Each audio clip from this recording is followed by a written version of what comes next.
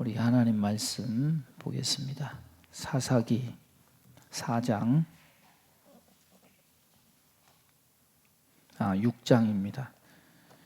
6장 1절부터 24절까지 긴 말씀이니까 우리 2절씩 읽겠습니다. 이스라엘 자손이 또 여호와의 목전에 악을 행하였으므로 여호와께서 7년 동안 그들을 미디안의 손에 넘겨주시니 미디안의 손이 이스라엘을 이긴지라. 이스라엘 자손이 미디안으로 말미암아 산에서 웅덩이와 굴과 산성을 자기들을 위하여 만들었으며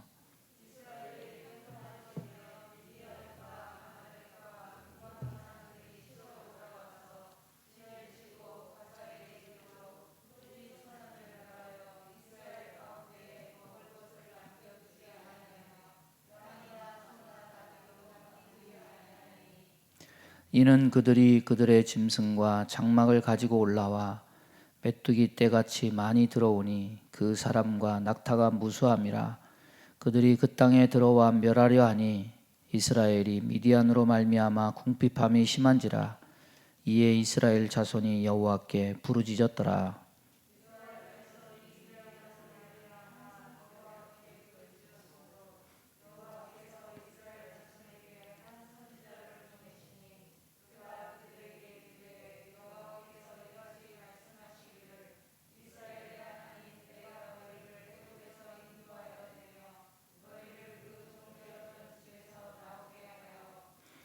애굽 사람의 손과 너희를 학대하는 모든 자의 손에서 너희를 건져내고 그들을 너희 앞에서 쫓아내고 그 땅을 너희에게 주었으며 내가 또 너희에게 이르기를 나는 너희의 하나님 여호와이니 너희가 거주하는 아모리 사람의 땅의 신들을 두려워하지 말라 하였으나 너희가 내 목소리를 듣지 아니하였느니라 하셨다 하니라.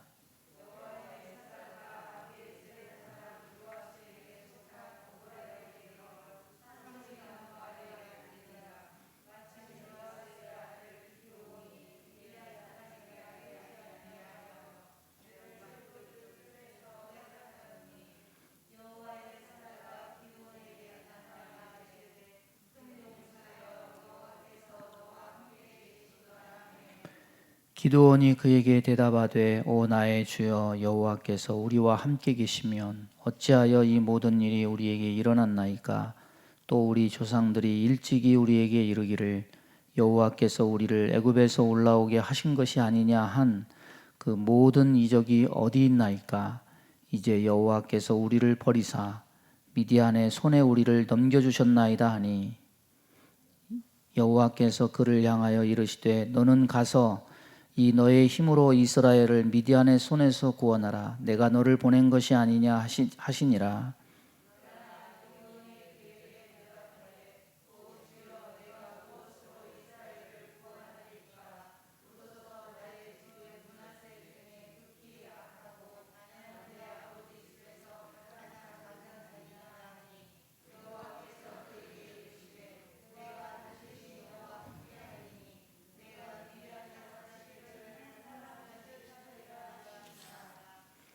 기드온이 그에게 대답하되 만일 내가 주께 은혜를 얻어 싸우면 나와 말씀하신 이가 주 되시는 표징을 내게 보이소서. 내가 예물을 가지고 다시 주께로 와서 그것을 주 앞에 드리기까지 이곳을 떠나지 마시기를 원하나이다 하니 그가 이르되 내가 너 돌아올 때까지 머무르리라 하니라.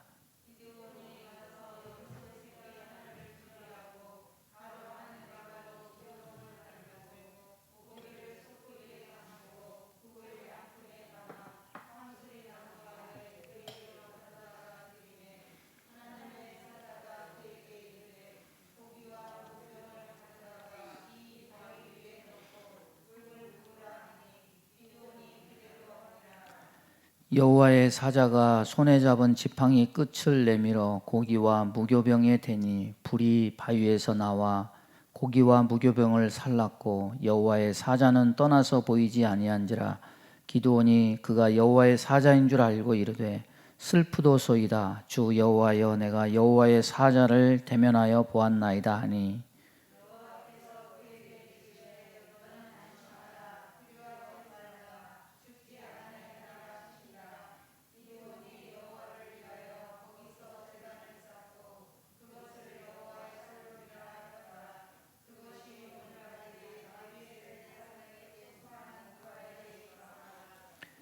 아멘.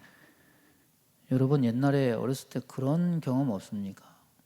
뭘 잘못을 했어요. 집에 가면 두드러 맞을 것 같아요. 그래서 이제 집에 가면 죽었다. 응? 각오를 하고 집에를 갔는데 매도 안 들고 부모님이 그냥 조용히 그냥 이렇게 인자하게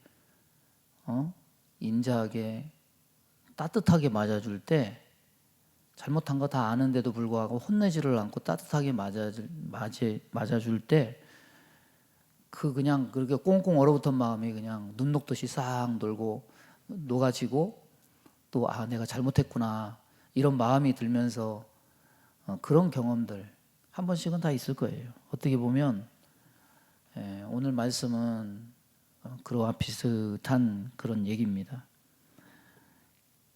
구약 성경 읽으면은 뭐가 많이 강조되냐면 하나님의 의, 이거 많이 강조돼요. 그래서 하나님은 옳고 그름을 판단하시는 하나님이기 때문에 세상 사람들은 그렇게 얘기하는 경우가 많죠. 하나님은 잔인한 하나님이다. 보복을 일삼는 신이다. 뭐 이런 식으로. 하나님의 속성은 계시록 보면은 루비는 심판을 얘기하죠. 그런 속성도 있지만은 하나님의 속성은 에메랄드 같은 긍휼과 자비의 속성도 있습니다. 사사기는 어떤 속성이 많냐면 루비의 속성이 많죠. 심판하신 하나님. 자꾸 매를 드시죠. 왜냐하면 자꾸 이게 반복이 되니까 타락하고 그럼 매를 들고 다시 구원을 하고 하나님 없이 스스로 사는 시대 속에 그들이 만나는 하나님은 항상 징계와 심판의 하나님일 수밖에 없었던 거죠. 그런데 기드온이 만났던 하나님, 기드온은 어떤 하나님을 만났느냐? 기드온은 평강의 하나님을 만났다는 거죠. 그런 시대 속에.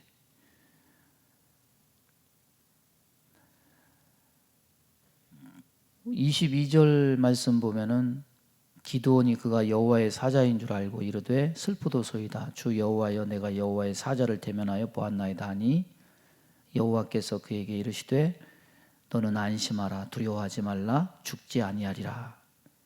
기드온은 하나님을 만납니다. 죽을 줄 알고 슬퍼하는데 하나님이 안심하라 두려워하지 말아라 죽지 않을 것이다. 그리고 기드온이 하나님을 만났던 그 장소에 제단을 쌓고 그 제단을 여호와 샬롬이다. 하나님은 평화의 하나님이시다. 하나님은 평강의 하나님이시다. 이런 뜻이죠. 그러니까 우리가 흔히 여호와 샬롬 평안을 많이 얘기하잖아요. 근데 참 아이러니하게도 여호와 샬롬의 이 의미는 평화의 시대에 붙여진 나온 얘기가 아니죠. 오히려 타락과 심판의 시대 속에서 겁쟁이 기드온에게 찾아오신 그 하나님을 향해서 붙인 하나님의 속성이라는 거죠. 아무리 혼돈해도 하나님은 어떤 자에게 찾아오셔서 평강을 주시는 하나님이시다는 거죠. 기드온이 살았던 때는 주전 12세기쯤인데 이 드보라 바락 이 활동으로 인해서 40년간 평안이 와요. 근데 금세 또 하나님 망각하고 하나님 앞에 범죄해요. 그래서 6장 시작하는 말씀을 보면 하나님이 누구에게 이들을 넘기냐면 미디안에게 이들을 다 넘기죠. 미디안이라는 요단 동쪽에 거하고 있는 아브라함의 후손 중에 하나인데 유목민족이죠. 이스라엘을 고통에 처하게 하셔요. 이들이 하는 일이 뭐냐? 매년 농사철 되면은 이스라엘 백성들이 봄에 파종을 하고 그러면 미드안 사람들이 추수할 때 어김없이 찾아와서 농산물을 다 뺏어가든지 못 쓰게 만들어요. 그래서 3절에 소산을 멸하고 먹을 것을 남겨두지 않고 또 뭣도 하느냐? 가축들, 양이나 소나 나귀들 이런 것들도 다 뺏어가거나 그것들을 다 잡아가죠. 그뿐 아니라 여자와 아이들도 다 끌고 가요. 그래서 여자와 아이들을 숨겨두기도 하고 굴을 파가지고 거기다가 숨겨두기도 하고 먹을 양식도 그렇게 감춰놓고 예? 토굴 생활을 하죠. 굴에서 생활하면서 7년이라는 고통스러운 세월을 보내요. 지금은 우리나라가 참 살기가 좋아졌지만 옛날에는요, 그 일본이 무사들이 활동하던 그런 나라잖아요. 무사. 그래서 이 사람들이 먹을 것이 없으면 어떻게 했냐면 배를 타고 해적질을 하죠. 우리나라 해안지방 와서 막 다 도둑질하고, 중국까지 가가지고 중국 해안지방 다 도둑질하고 사람 다 죽이고. 예? 그러면 우리나라에 있는 그 해안에 있는 그 양민들 그냥 다 죽고 그랬죠. 그래서 한동안 그 조선시대 때 정부에서 이 해적들 다 소탕하고 그런 일들이 있었는데, 참 그게 삶이, 그 뭐 다 해놓으면은 그냥 다른 사람이 와가지고 다 해쳐놓고 그렇게 다 망가뜨리고 다 죽이고 이렇게 할 때 삶의 의욕이 다 꺾이죠. 이스라엘 백성이 굴에서 생활하면서 7년 고통 세월을 보내는데, 또 이제 7년 보내고 나니까 자기 잘못을 깨닫죠. 이 자신들의 이 잘못이 하나님의 징계로서 오는 것을 깨달아요. 그리고 그들이 한 일이 뭐냐? 하나님께 부르짖는 거죠. 이게 반복되는 악순환이에요. 계속 이게 이제 반복되죠. 죄를 범하고 고통을 당하고 또 부르짖어 기도하면 하나님이 또 사사를 보내서 구원하고, 이게 이제 사이클이죠. 그래서 6절에 보면 이스라엘 자손이 여호와께 부르짖었더라. 궁핍함이 심해서. 사사를 세우는데 이 기드온이 이제 사사인데, 기드온은 농부예요. 농부. 밀농사 짓는 농부입니다. 요아스의 아들이었다 그랬는데, 요아스의 이름의 뜻은 절망이란 뜻이에요. 그래서 이거 본명이 아닐 수도 있다 뭐 이렇게 얘기하는데, 그 시대가 하도 뭐 암흑과 같은 시대여서 그렇게 붙였는지도 모른다고 또 얘기하는 사람도 있어요. 그런데 또 하나님이 이 요아스를, 기드온을 찾아오시는데, 이 기드온에게 찾아온 그 하나님, 어려운 시대 때 하나님은 그에게 평강의 하나님, 평안을 주시는 하나님으로 그에게 나타나셨다는 거. 저와 여러분도 세상은 암흑과 같아도 빛 되신 하나님으로 인해서 평강을 항상 누리고 주님과 함께하는, 이 기도원과 같이 주님을 만나는 그런 은혜가 있기를 바랍니다. 여러분, 시대가 어려워지면요, 이 나타나는 현상이 뭐냐면 부정적인 시각이 강해집니다. 저희 젊었을 때는 중학교 때, 고등학교 때 뭐 이렇게 자라오면서 들은 얘기가 뭐냐면, 계속 들은 얘기가 노력하면 된다, 하면 된다, 뭐 이런 얘기들 들었잖아요. 근데 요즘 젊은이들은 그런 얘기하면 코판국 끼죠. 요즘은. 요즘은 이제 뭐 아무리 노력해도 집도 못 사고 그냥 대충 살자, 뭐 이런 자조적인 어떤 그런 생각들이 굉장히 많이 젊은 사람들이 굳어진 것 같아요. 이게 왜 그러냐면 사회가 그만큼 더 어려워지니까 그렇게 되는 거죠. 기드온이 어떤 사람이었냐면은 그런 시대 속에서 부정적인 사고에 많이 길들어진 그런 사람이죠. 자조적인 절망 속에 살던 그런 농부였는데, 15절의 고백을 보면은 자기 스스로 자기를 어떻게 생각하는지 이걸 보여줘요. 15절 보면은, 그러나 기드온이 그에게 대답하되, 오 주여, 내가 무엇으로 이스라엘을 구원하리이까? 보소서, 나의 집은 므낫세 중에 극히 약하고 나는 내 아버지 집에서 가장 작은 자니이다. 자막. 기드온이 자기 자신을 낮추는 그런 정도가 아니라 자기가 비천한 자고 보잘것없는 자라고 생각하며 살아요. 그러니까 어려운 시대 살면요, 이 믿음이 옅어지고 부정적인 생각이 지배를 해요. 여러분, 코로나 닥쳤다고 그래서 안 돼, 뭐 못해, 그게 되겠어. 이렇게 이제 생각이 굳어져 버리면은 이 기도원과 같이 똑같이 이렇게 고백을 하게 되는 거예요. 자, 이런 생각에 사로잡힌 기도원에게 하나님이 나타나서, 주의 사자가 나타나서 한 첫 번째 말씀이 뭐냐? 12절에 보면은 큰 용사요. 웃음 나오죠? 웃음 나와. 따라서 보겠습니다. 큰 용사요. 아니, 무슨 기도원이 큰 용사예요. 겁쟁이 아닙니까? 겁쟁이. 기도원은 겁쟁이에요. 모세를 보십시오. 모세도 하나님이 부르실 때 어떻게 합니까? 제가 가겠습니다. 내가 여기 있습니다. 이렇게 한 게 아니라 보낼 만한 자를 보내세요. 말 잘하는 사람 보내세요. 저는 말을 못해요. 저는 살인자예요. 이게 모세의 버금가는 의심 많고 이 부정적인 생각이 지배하는 사람이에요. 자기 자신을 보잘것없이 제일 작은 자로, 그 열등의식, 그렇게 여기고 있는데 얼토당토 않는 소리를 하니까 어안이 벙벙한 거죠. 그러나 이 말은 사실이라는 거죠. 왜 그렇습니까? 사람은 항상 자기를 평가할 때 뭘 보냐면은 자기 현재를 봐요. 지금 현재 미디안에 압제받는 현재, 고통받는 현재, 아무것도 못하는 작은 자. 그렇지만은 하나님은 기도원의 현재를 보는 게 아니라 하나님은 기도원의 미래를 보시는 거죠.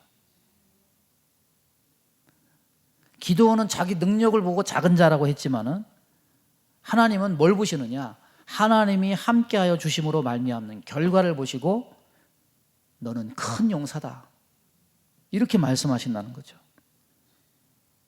여러분, 사람의 운명은요, 자기 능력, 자기 눈, 자기 생각, 자기 판단, 자신감, 이런 걸로 결정되지 않아요. 뭘로 결정되느냐?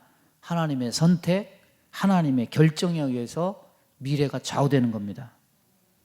그래서 능력이 있어도 자만하지 말고 겸손해야 되고요.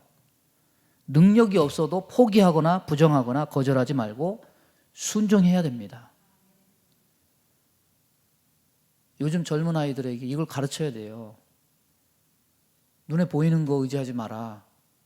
귀에 들리는 사람들의 말에 좌우되지 마라. 너는 하나님을 바라봐라.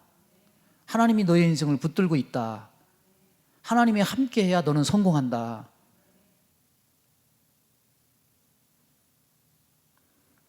미켈란젤로가 어느 날 길을 가다가 큰 돌을 발견했어요. 근데 이 미켈란젤로가 그 돌을 보고서 너무 기뻐서 막 미칠 듯이 좋아하는 거예요. 그거 돌을 보면서 뭐라고 얘기했냐면, 야, 이 돌에서 다윗이 걸어 나온다. 다윗이 걸어 나온다. 주변 사람들은 저게 도대체 뭔 얘긴가? 돌에서 뭔 다윗이 걸어 나와? 이해 못하죠. 미켈란젤로는 벌써 그 돌을 딱 보고 그 사람은 뭘 봤냐면, 돌을 이쪽으로 이렇게 다 쪼아내면은 여기 이게 다비드상. 여러분, 유명한 다비드상이 있잖아요. 돌을 깨고 난 후에 이 조각가는 돌을 깨고 난 후에 그 모습을 본 거예요. 돌이 다듬어져서 다비드상으로 만들어지는 그 결과를 본 거예요. 이걸 안목이라고 그러죠. 보통 사람들하고 다른 거죠. 하나님은 기드온을 현재의 그 모습으로, 안목으로 보지 않고 미래의 안목으로 보셨어요.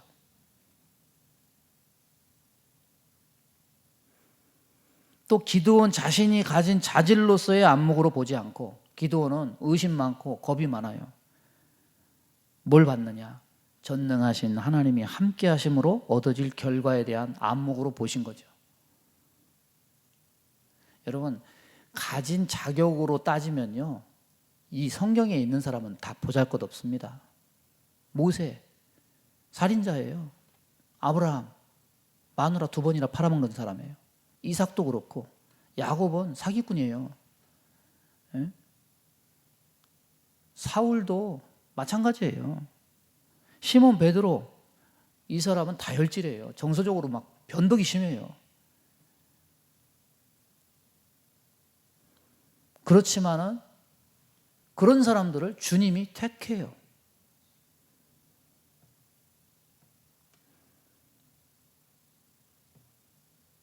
베드로 아침과 저녁이 달라요. 오늘과 내일이 다른, 일관성이 없어요. 막 이렇게 막 믿기 어려워요. 주님을 위해서 목숨이라도 내놓겠다고 그러더니 상황이 불리해지니까 금방 손바닥 뒤집듯이 난 모른다고 3번이나 부인하죠. 주님이 제자들의 발을 씻길 때 처음에는 발을 내놓지 않아서 내가 너를 씻기지 않으면 나와 상관이 없느니라. 그러니까 또 금세 그럼 목욕까지 시켜주세요. 그냥 막 성격이 그냥 이랬다 그냥 저랬다 그냥 막 예측이 막 불어해 그냥 막 극단적이에요. 그런데 그런 베드로를요 주님이 찾아오셔서 한 첫 말씀이 뭔지 아십니까? 이런 베드로, 요한의 아들 시몬아, 너를 장차 게바라 하리라. 게바가 뭡니까? 게바가 뭐예요? 반석이잖아요. 반석. 예? 김일성 어머니 강반석이잖아요. 예?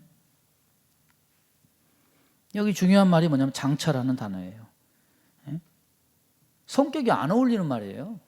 베드로의 성격하고 안 어울려요. 다혈질, 변덕이 심한.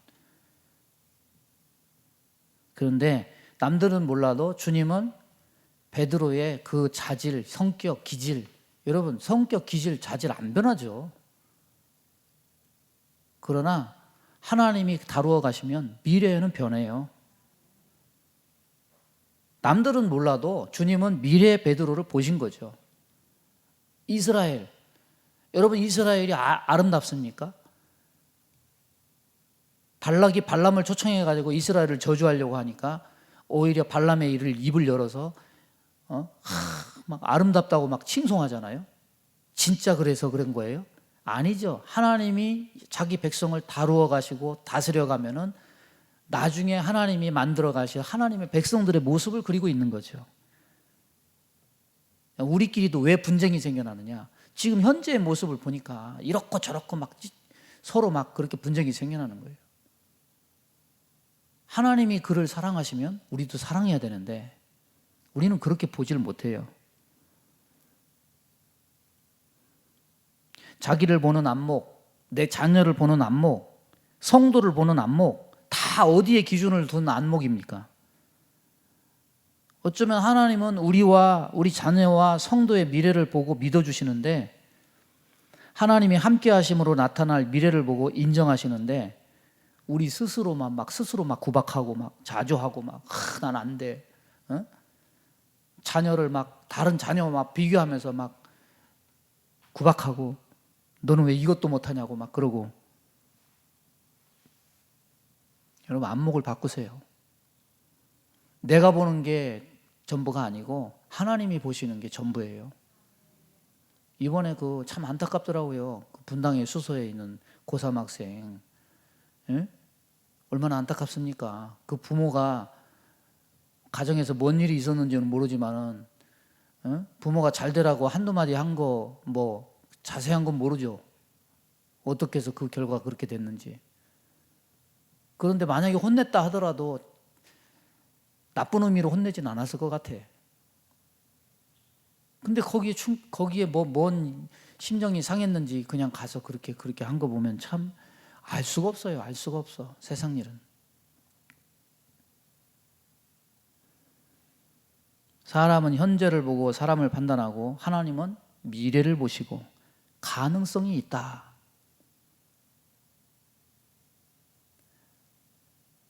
교회는 하나님께서 미래를 보시고 가능성이 있다고 해요. 성도는 하나님이 미래를 보시고 가능성이 있다 해요. 그러니까 어려운 때 자꾸 눈에 보이는 것 가지고 왈가왈부하면 안 되고 사람은 안 돼도 하나님은 하신다. 이 믿음으로 사시기를 바랍니다.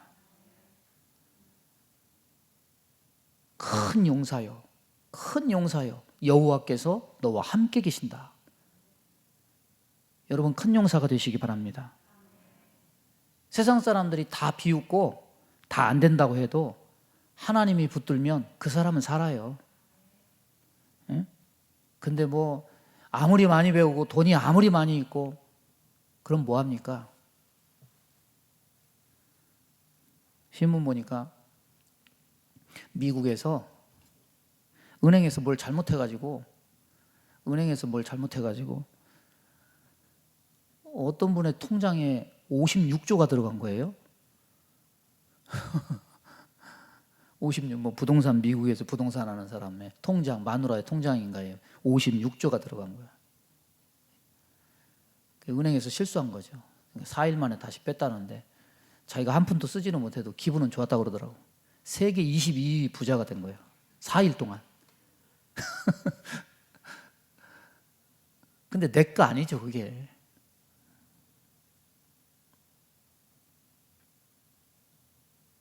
여러분, 그렇게 내 게 아닌 것 가지고도 기분이 좋은데 진짜 온 우주의 통치하시는 주인이신 하나님이 우리를 붙들고 있고 우리와 함께 하신다면 거기에 대한 믿음과 기쁨도 있어야 될 거 아니에요. 그러니까 하나님이 모세를 부를 때는 살인자 모세를 본 게 아니에요. 뭘 봤느냐? 이스라엘을 구해낼 지도자로서의 가능성을 보시고 모세를 선택하는 거죠. 살인자 너는 안 돼. 그렇지만 살인자 너와 내가 너와 함께하면 너는 돼. 막달라 마리아 뭐 창녀라고 하는데 사실 창녀라는 말은 성경에 없어요. 하지만은 아무튼 지위가 낮고 버림받은 여인이에요. 누가 이 여인을 동정할 수가 있겠습니까? 그런데 예수님은 가능성을 보셔요. 세리 마태도 마찬가지고 삭개오도 마찬가지고 예수님이 부르신 모든 이들은 다 허물이 많아요. 그런데 그 사람들 속에서 허물을 본 게 아니라 죄를 본 게 아니라 뭘 봤느냐? 너 자신으로서는 가능성이 없어도 내가 너와 함께하면 너는 가능성이 있다. 사울은 어떤 자입니까? 사울은 복음 전하고 나중에 그렇게 일생을 하나님께 바쳤지만은 그렇게 변화되기 전에는 예수 믿는 사람 때려잡은 사람 아니에요. 그러니까 하나님은 뭘 보셨느냐? 예수 믿는 사람 때려잡는 사울을 본 게 아니라 하나님이 함께하면 변화될 사울을 본 거죠. 그러니까 우리 눈으로 왈가왈부하면 안 돼요. 함부로 사람을 정죄하면 안 돼요. 아무도 몰라요. 하나님이 함께 하시면 가능성이 있다. 우리 서로 가능성이 있는 사람이라고 인정할 수 있기를 바랍니다. 하나님이 함께 하시면. 나는 부족하다고 하는데 우리에게 다가와서 우리의 가능성을 믿어주시는 그 하나님은 어떤 하나님이냐? 여호와 샬롬, 평강의 하나님이다.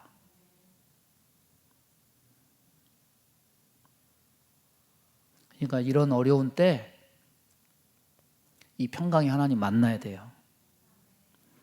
자, 두 번째는 뭐냐면 13절 말씀을 보면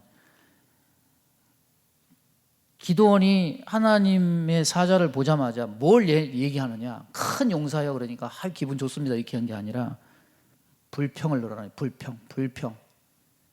13절에 보니까 기드온이 그에게 대답하되 오 나의 주여 여호와께서 우리와 함께 계시면 어찌하여 이 모든 일이 우리에게 일어났나이까? 또 우리 조상들이 일찍이 우리에게 이르기를 여호와께서 우리를 애굽에서 올라가게 하신 것이 아니냐 한 이 모든 이적이 어디 있나이까? 이제 여호와께서 우리를 버리사 미디안의 손에 우리를 넘겨주셨나이다. 여러분 이 말이 맞습니까? 틀립니까? 인간은 맨날 자기중심적으로 생각해요. 왜 이 일이 임했는지 그거에 대해서 생각 안 해. 육신적인 고통만 생각을 하고 여기 아니 하나님이 우리와 함께 하시면는데 왜 이런 일이 일어납니까? 왜 7년이나 미디안에게 우리가 압제를 받습니까? 애굽에서 우리를 구해냈다고 하는데 애굽에서 구해낼 때 그 한 모든 이적 왜 지금은 그런 일이 안 일어납니까? 지금은 우리를 버리신 것이 아닙니까? 따지는 거죠. 불평하는 거죠. 좀 뻔뻔하지 않아요? 뻔뻔하잖아요. 저게 참 사람이 자기를 모르는 거예요. 자기를 몰라요. 응? 주제 파악을 해야 되는데 자기를 몰라요. 그리고 사람은 되게 뻔뻔해요. 내로남불. 이 내로남불은 가만히 보니까 이렇게 사람들 하는 거 가만히 보니까 이거는 본성인 것 같아. 동서고금, 남녀노소, 만국 공통이야 이거는.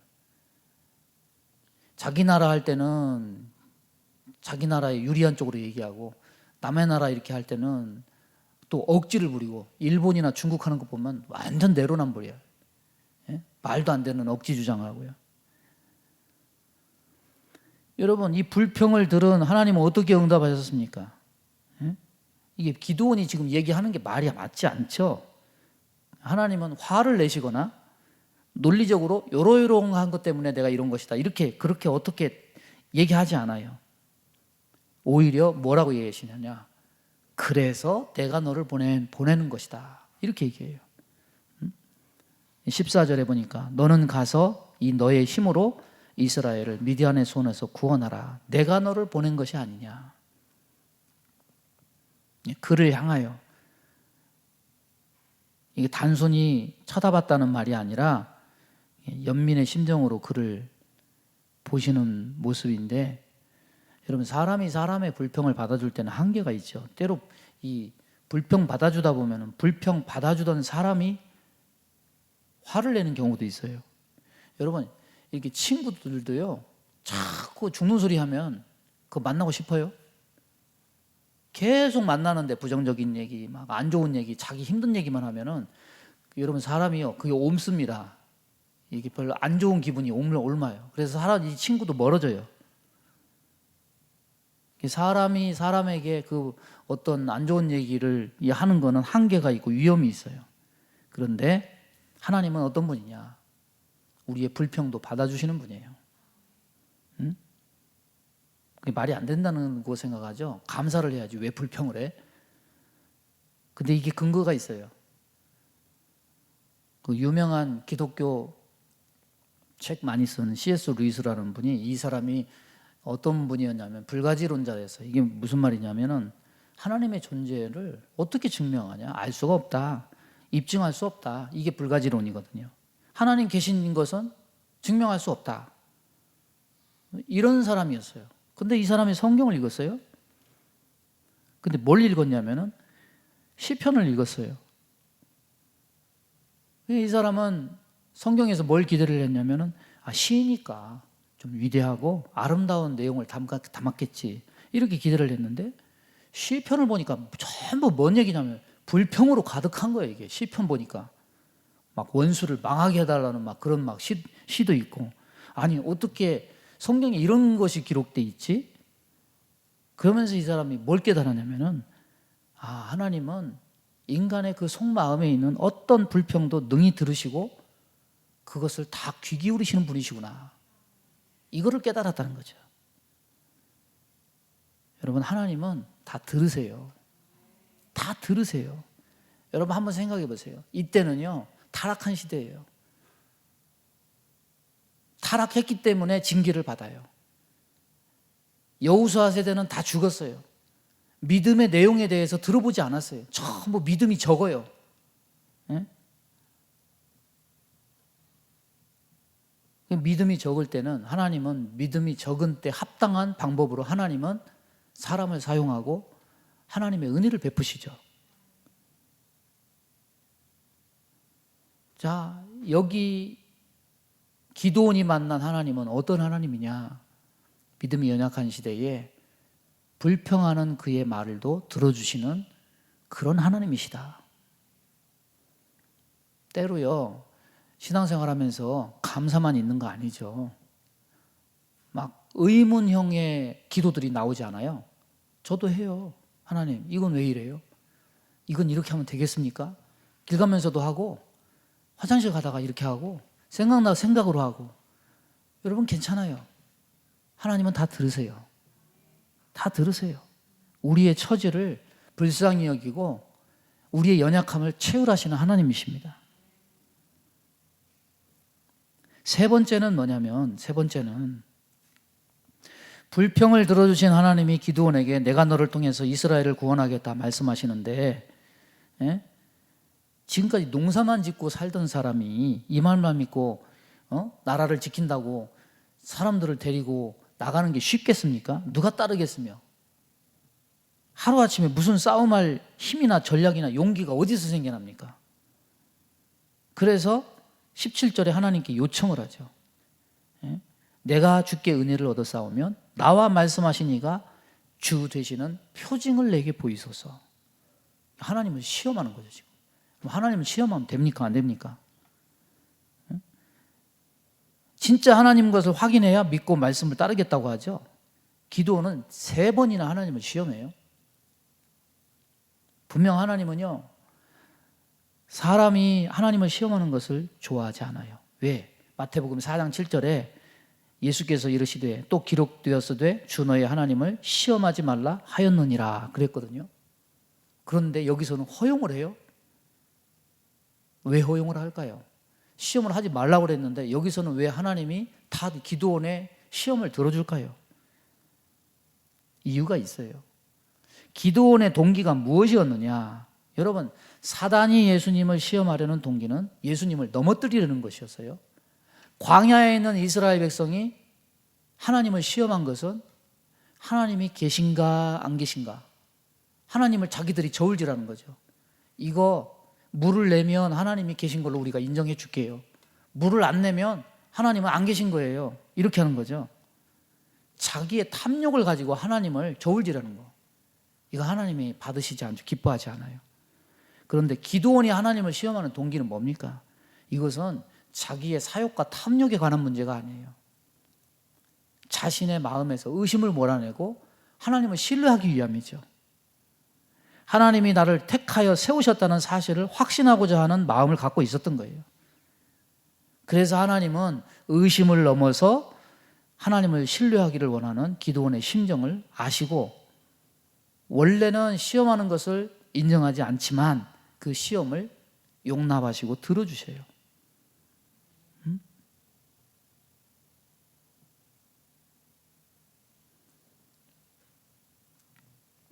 말씀을 정리하면, 여러분, 모세가 부름받았을 때 모세도 믿음이 약하고 백성도 막 불신앙, 의심으로 가득 찬 시대예요. 말씀이 사라지면요, 이렇게 돼요. 말씀이 사라지면, 믿음이 사라지고 말씀이 사라지면 불신앙, 뭐 하자고 그러면은 막 전부 의심하고 의심으로 가득 차는 이런 시대가 돼요. 사사기 시대도 똑같아요. 하나님의 이름은 있지만은 오히려 내용은 출애굽기에 10가지 재앙 전에 이스라엘 백성들이 보인 그 모습하고 똑같아요. 그러나 이렇게 믿음 없음이 보여지는 이런 시대임에도 불구하고 하나님은 어떻게 하시느냐? 평강의 하나님으로 나타나서 너는 가능성이 있다. 네가 잘나서가 아니라 내가 너와 함께하면 가능성이 있다. 그리고 막 불평을 해. 다 들어주세요. 그래서 내가 너를 세웠다. 그리고 진짜 하나님이 나를 세우신 거 맞습니까? 사리 사욕을 위해서가 아니라 그에게 믿음과 확신을 주기 위해서 시험까지도 용납하셔요. 기드온이 만난 하나님은 이렇게 이런 모든 것을 다 들어주시는 평강의 하나님, 이 하나님을 만난 거예요. 여러분, 시대 어려워지면 똑같아요. 우리도 사람 별거 없습니다. 이 시대에 우리가 이 말씀을 가지고 우리가 깨달아야 될 것은 뭐냐면, 절망, 불평 이거 하지 말고 하나님이 나와 함께하면 나는 가능성이 있다.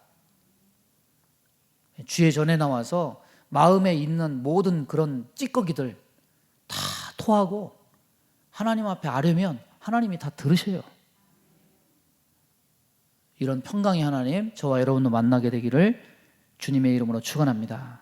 기도하겠습니다. 하나님 아버지, 기드온이 만난 평강의 하나님, 샬롬의 하나님, 우리에게도 이 어려운 시대 속에서 우리도 체험할 수 있도록 하나님 은혜를 내려 주옵소서. 자꾸 환경을 보고 부정적인 마음, 불신앙적인 마음, 이런 마음들 다 몰아내버리고 우리 안에 불평과 원망이 있을 때 하나님 앞에 와서 토할 때 기드온을 만나주신 평강의 하나님, 우리에게도 나타나사 우리의 기도를 응답해 주시고 우리에게 큰 믿음으로 함께 하실 것을 믿습니다. 이런 믿음을 통해서 기드온과 같은 큰 용사가 되는 우리 귀한 성도들 다 되게 하여 주옵소서. 예수님의 이름으로 기도하옵나이다. 아멘.